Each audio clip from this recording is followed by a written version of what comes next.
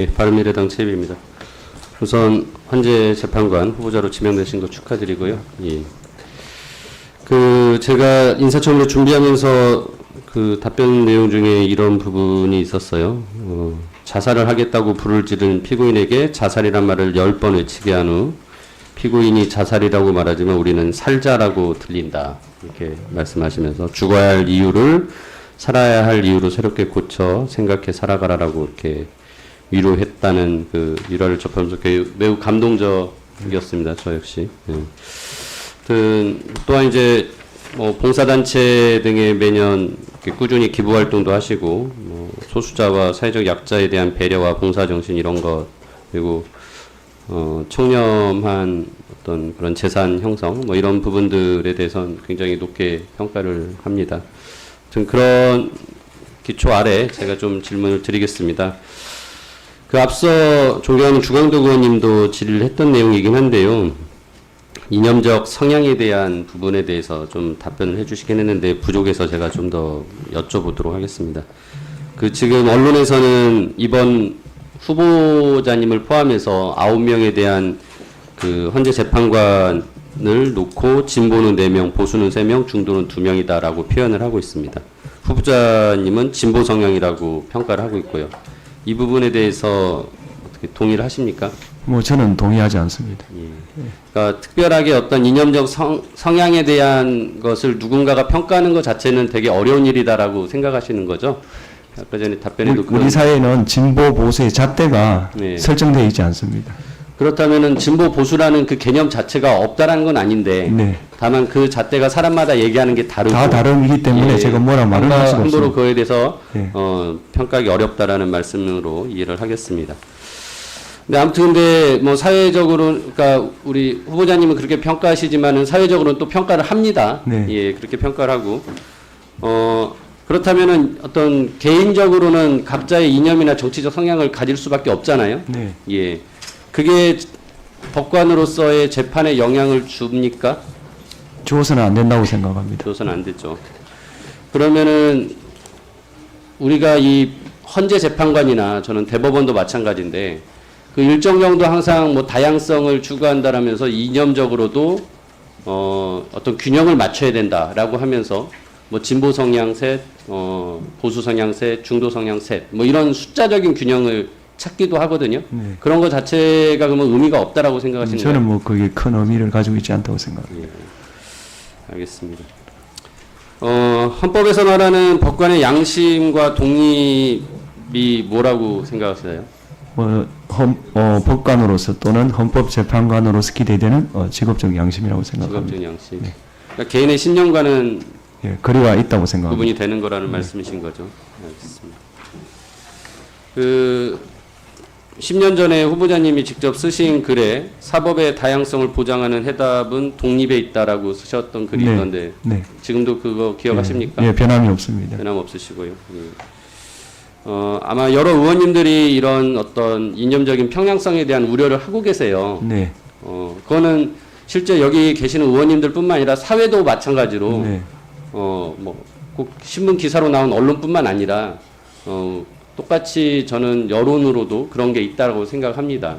그런 부분들에 대한 우려를 말씀을 드리는 거지 이게 어떤 꼭 정치적인 공세로 하는 것이다 아니라고 생각해 주시고 앞으로 어떤 균형 잡힌 예, 그런 좀 시각을 가지고 헌법 재판관이 되신다면 그런 그것을 견지해 주셨으면 하는 당부의 말씀을 드립니다. 네, 명심하겠습니다. 예.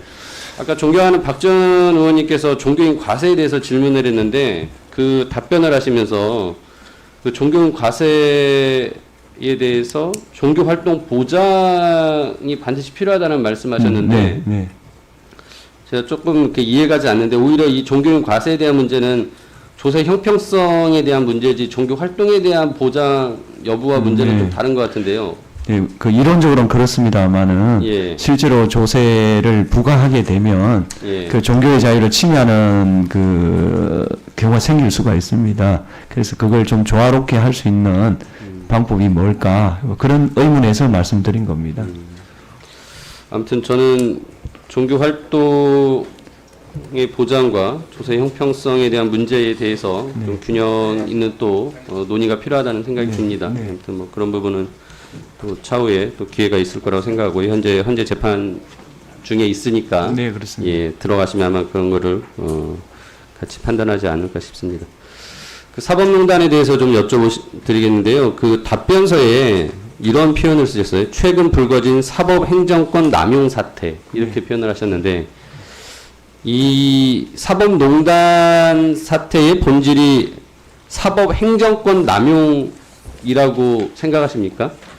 원인을 따져가 보면 결국 이 모든 출발점은 사법행정권 진분이 그 권한을 제대로 쓰지 않았기 때문에 일어나는 것이라고 저는 생각하는 겁니다. 그러니까 대법원장의 어떤 그 권한에 대한 남용이 문제였다라고 모습은 여러 가지로 나타날 수 있지만 원인은 그렇다는 겁니다. 근데 그 모습이 예를 들어서 행정부와의 결탁을 해서 상권 분립을 훼손했거나 그거인지 아닌지는 제가 확실히 모릅니다만 아무튼 그런 법치주의를 흔드는 모습까지 나왔다라는 것에 대해서는 인정을 하시는 거죠? 예. 알겠습니다. 그 후보자께서는 대법원과 헌법재판소의 관계를 혹시 경쟁 관계라고 생각하십니까? 경쟁이자 협력 관계라고 봅니다. 경쟁이자 협력 관계다. 견제 대상이 됩니까? 견제도 할 수밖에 없다고 생각합니다. 그래요. 그 사법농단 문건 중에 헌재 관련 비상적 대처 방안 이런 내용이 있는데 혹시 아세요? 들었습니다. 예.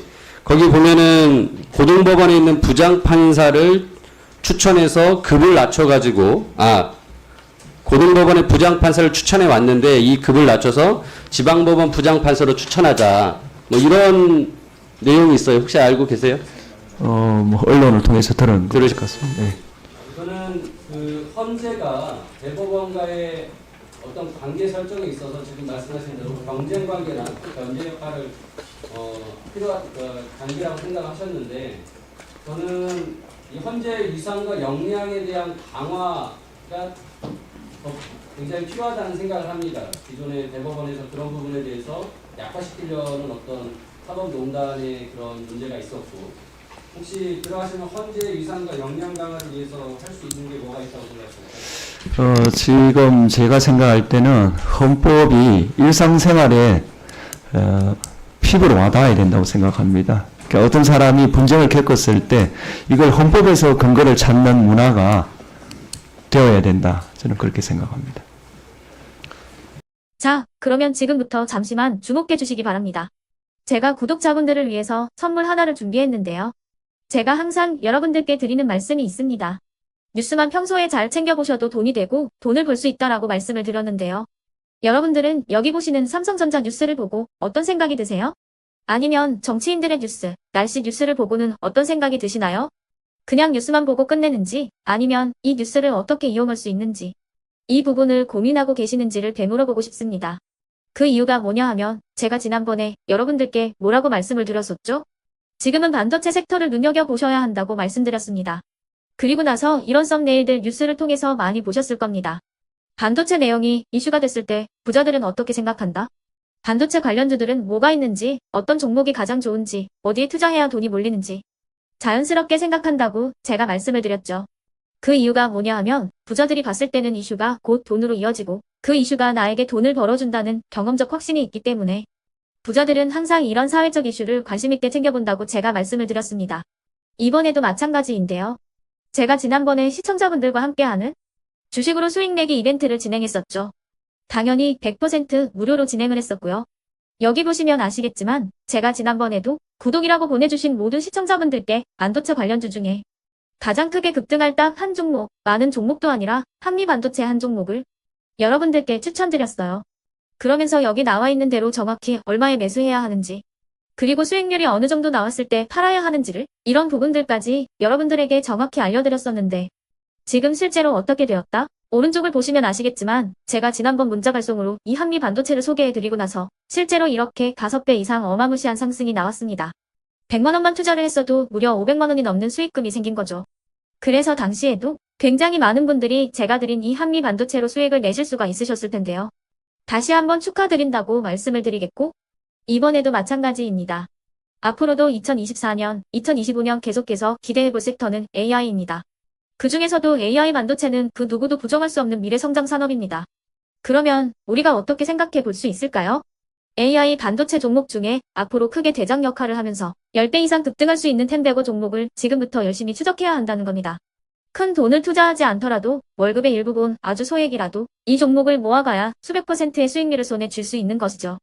지금 여러분이 보고 계시는 이 유튜브 또한 AI 반도체와 아주 밀접한 연관이 있고 반도체야말로 대한민국의 핵심 산업으로 앞으로 더더욱 시장은 성장할 수밖에 없습니다. 그렇기 때문에 제가 이번에도 뭘 보내드리고 있냐면 지난번과 똑같이 구독이라는 문자를 보내주시면 제가 AI 반도체 관련주 중에 앞으로 대장주 역할을 하면서 주가가 가장 크게 급등할 한 종목을 여러분들께 문자 발송으로 종목명과 사고 파는 시점을 모두 알려드릴 건데요. 그 문자를 받고 여러분들이 주식으로 돈 버는 연습을 한번 해보셨으면 좋겠고요. 혹시라도 나는 주식을 하지 않는다 하시는 분들은 주변에 주식하시는 지인분들에게 말씀을 해주셔도 되고요. 아니면 연세가 있으셔서 투자가 어렵다 하시는 분들은 이 종목을 자녀분들에게 한번 사봐라. 이걸로 한번 수익을 내봐라. 이렇게 조언을 해주실 수도 있는 거겠죠. 그래서 지금 이 영상을 보시는 시청자분들 중에 나도 이번 종목이 좀 궁금하다 하시는 분들은요. 누구나 상관없이 그리고 어느 시간대나 상관없이 부담 없이 010-2514-5930번으로 구독이라는 문자 보내주시면 제가 이번에도 똑같이 무료 추천 급등주 문자를 보내드리겠습니다. 이해되시겠죠?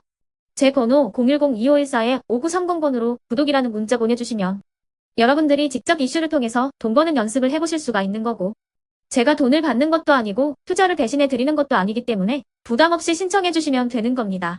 그리고 수익이 나면 저는 다른 것은 하나도 바라지 않습니다. 제 채널에 구독, 좋아요 한 번씩만 눌러주시라 이렇게 다시 한번 말씀을 드리겠습니다.